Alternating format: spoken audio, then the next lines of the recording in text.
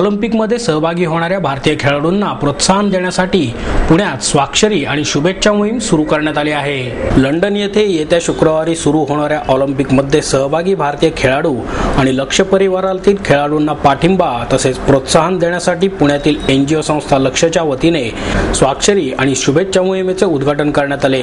पुण्यातील डेक्कन जिमखाना येथील champion sports येथे माजी ऑलिम्पिक खेळाडू आणि मुष्टियोद्धा मनोज पिंगळे आणि माजी हॉकीपटू रेखा भिडे यांच्या हस्ते या स्वाक्षरी आणि शुभेच्छा मोहिमेचे उद्घाटन करण्यात आले।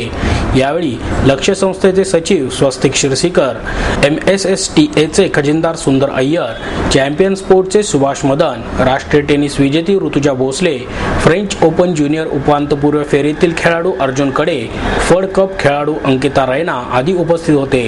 भारतीय खेळाडू या ऑलिम्पिक स्पर्धेत कमीत कमी अर्धा डझन पदके मिळवून भारतीय क्रीडा इतिहासात नवा अध्याय लिहितील असा विश्वास आशियाई पदक विजेते मनोज पिंगळे यांनी व्यक्त केला।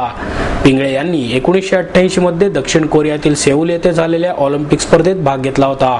खेळाडूंना शुभेच्छा देणारे फलक PYC Hindu Gymkhana, Deccan Gymkhana club, hotel Wadeshwar, champion sports, PICT महाविद्यालय आणि सिटी प्राईड थिएटर येथे उभारण्यात आले असून जास्तीत जास्त लोकांनी यावर स्वाक्षऱ्या करून खेळाडूंना पाठिंबा देण्याचे आवाहन स्वस्तिक शिरसीकर यांनी केले आहे।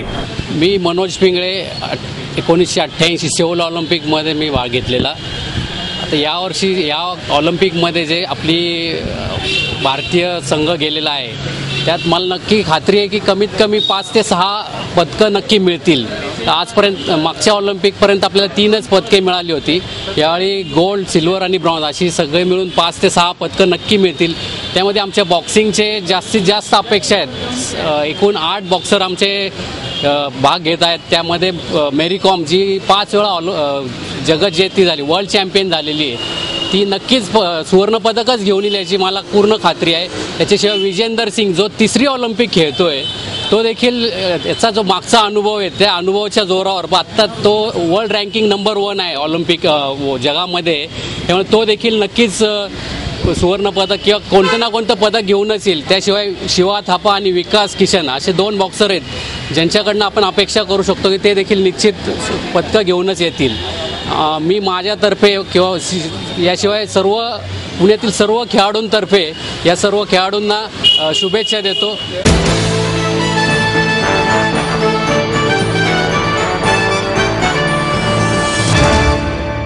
मराठी चित्रपट सृष्टीतील ज्येष्ठ अभिनेत्री मधु कांबीकर यांच्या मधुरंग या आत्मचरित्राचे प्रकाशन 28 जुलै रोजी करण्यात येणार आहे। संस्कृती प्रकाशन पुणे या मराठीतील आघाडीच्या प्रकाशन संस्थेच्या वतीने प्रकाशित होत असलेले हे पुस्तक मराठीमधील ज्येष्ठ अभिनेते महेश कोठारे यांच्या हस्ते प्रकाशित करण्यात येणार आहे।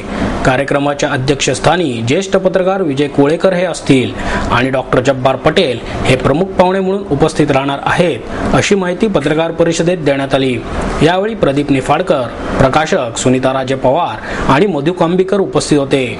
मराठी चित्रपट सृष्टी आणि नाट्यसृष्टी अनेक दशके गाजवलेल्या कलाकार मधु कांबीकर यांनी लिहिलेल्या आत्मचरित्रात बीड जिल्ह्यातील कांबीसारख्या छोट्या खेड्यात जन्मलेल्या आणि तत्कालीन पंतप्रधान इंदिरा गांधी यांच्या हातात हात घालून फुगडी खेळणाऱ्या, परदेश दौरे करणाऱ्या, शापित पासून एक होता विदूषक पर्यंत आणि झपाटलेला पासून अनेक चित्रपट त्यांनी गाजवले।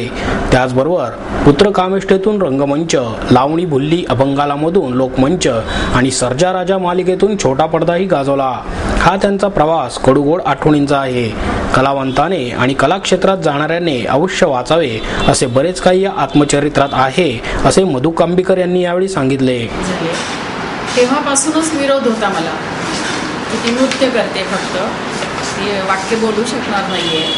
पण त्याच्या आधी मला केंद्रे साहेबांसारखे दिग्दर्शक मिळालेले होते। लोकांना फारसं कमी माहिती होतं, त्यामुळे इतकी दामू केंद्रे तर इतकी अवहेलना, मानहानी म्हणजे सुरुवातीपासूनच माझी रडायची सुरुवात झालेली होती। नंतर त्या गोष्टी भरून निघाल्या, आनंद मिळाला, सगळ्या गोष्टी छान पैकी।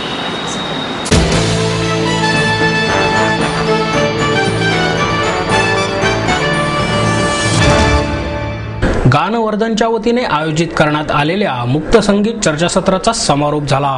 संगीताचा आत्मा म्हणजे सूर आणि ताल, नाट्याचा प्राण म्हणजे भाव, स्वरांनी हा भाव कसा उलगडत जातो हे ज्येष्ठ गायिका कीर्ती शिलेदार यांनी यावेळी सप्रयोग करून दाखवले.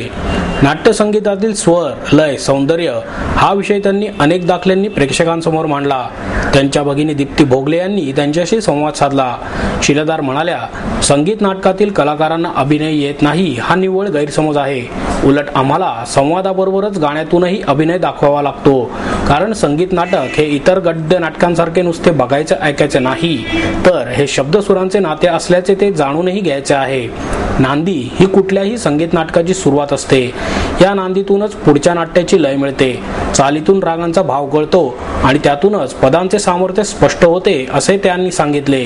एखादे पद विलंबित रागात आणि तेच पद द्रुतलयीत म्हणले तर त्याचा अर्थ, भाव कसा पूर्णपणे बदलून जातो हे त्यांनी आपल्या गायनातून दाखवून दिले.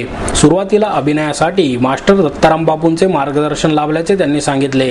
अभ्यंकरांनी भावनाप्रकटीकरण करताना श्वासाचा प्रभावी उपयोग कसा करावा हे कसे शिकवले हे त्यांनी खरा तो प्रेमा या गाण्यातून दाखवून प्रेक्षकांच्या टाळ्या मिळवल्या. पूर्वीची संगीत नाटक मंडळी ही आमची विद्यापीठे होती असा कृतज्ञतापूर्ण उल्लेखही त्यांनी केला. यावेळचे संगीत नाटक हे खऱ्या अर्थाने इको फ्रेंडली होते असे त्या म्हणाल्या. शिलेदार यांना यावेळी विद्यानंद देशपांडे, संजय गोगटे यांनी साथ संगत केली.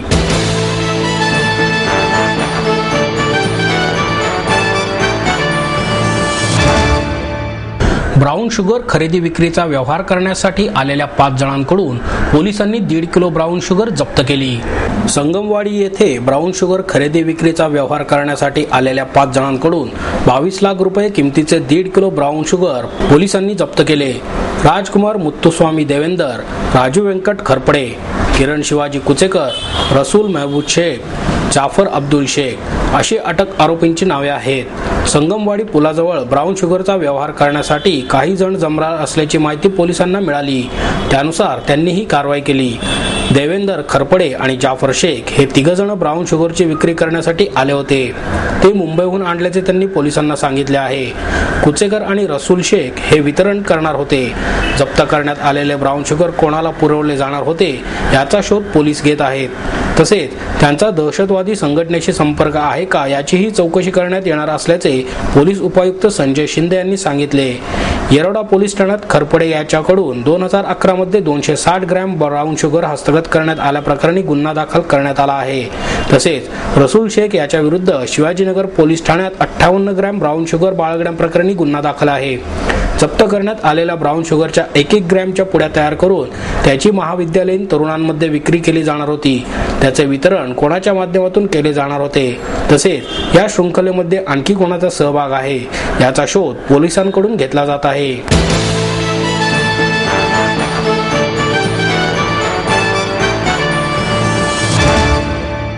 सैनिक मित्र परिवाराच्या वतीने सरहद्दीवरील जवानांना राखा पाठवण्यास शुभारंभ करण्यात आला. या राख्यांचे पूजन प्रतिभा शाहू मोडक आणि मधुरा कुलकर्णी यांच्या हस्ते करण्यात आले. यावेळी आनंद सराफ, नुमोवी प्रशालेच्या मुख्याध्यापिका, शाहीर हेमंत मावळे, शिक्षक शिक्षिका, त्याचप्रमाणे मोठ्या संख्येने विद्यार्थिनी उपस्थित होत्या. विद्यार्थिनींनी जवानांना रक्षाबंधनाच्या शुभेच्छा देऊन भारत माता की जय, वंदे मातरम अशा घोषणा हातात तिरंगा घेऊन दिल्या. प्रतिभा शाहू मोडक म्हणाल्या, सरहदवरील जवानांना राख्या पाठवण्याचे भाग्य मला लाभले. यामुळे मी आनंद सराफ यांची ऋणी आहे. तसेच 25 जुलैच्या आत आपण आपल्या राख्या पाठवाव्यात असे आवाहनही जनतेला त्यांनी यावेळी केले.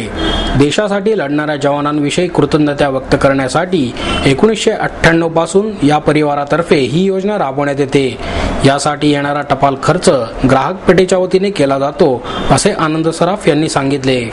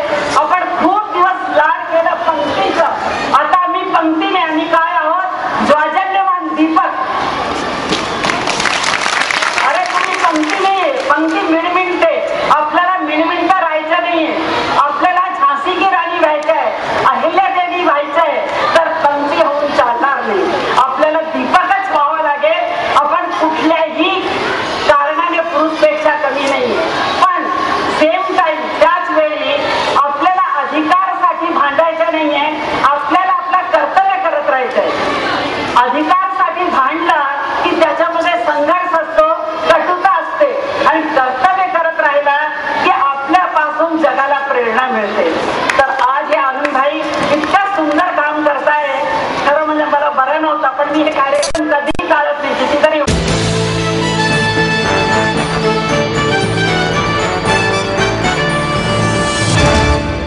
के स्पोर्ट मॅनेजमेंटच्या वतीने 4 ब्लिट्झ बुद्धिबळ अजिंक्यपद स्पर्धेचे आयोजन करण्यात आले आहे.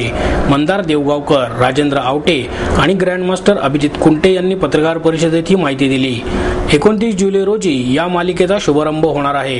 पुणे जिल्हा बुद्धिबळ सर्कल यांच्या मान्यतेखाली होणाऱ्या या स्पर्धेतील मालिकेतील दुसरी स्पर्धा अमोनोरा टाउनशिप येथे, तर तिसरी स्पर्धा PYC हिंदू जिमखाना आणि चौथी स्पर्धा Oxford golf and country club येथे येणाऱ्या महिन्यांमध्ये होणार असल्याचे कुंटे यांनी सांगितले. स्विस लीग फॉर्मॅट प्रमाणे खेळवण्यात येणाऱ्या या स्पर्धेत एकूण 9 फेऱ्या होणार आहेत. प्रत्येक स्पर्धेत एकूण 16,000 रुपयांची पारितोषिके देण्यात येणार आहेत. प्रत्येक स्पर्धेतील विजेत्याला 5,000 रुपये आणि करंडक, तर उपविजेत्याला 3,000 रुपये आणि करंडक देण्यात येणार आहे.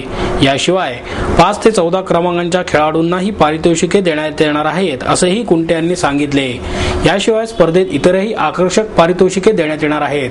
60 वर्षांवरील सर्वोत्कृष्ट महिला, 14, 12, 10, 8 वर्षाखालील सर्वोत्कृष्ट खेळाडू अशी विशेष पारितोषिके देण्यात येणार आहेत. स्पर्धेत सहभागी होण्याची अंतिम तारीख 27 जुलै असून ही स्पर्धा खुल्या वयोगटात होणार असल्याचे कुंटे यांनी सांगितले.